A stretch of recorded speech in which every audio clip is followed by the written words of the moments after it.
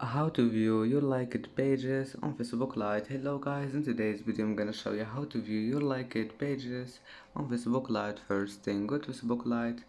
Here you will find history lines.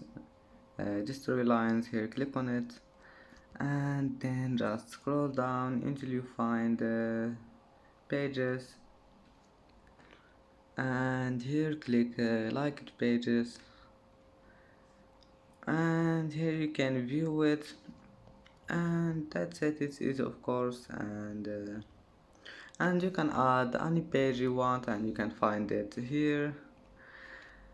And that's how to find and that's it for today's video. If you like this video, please don't forget like and don't forget subscribe, and thank you for watching this video until the end, and see you in the next video.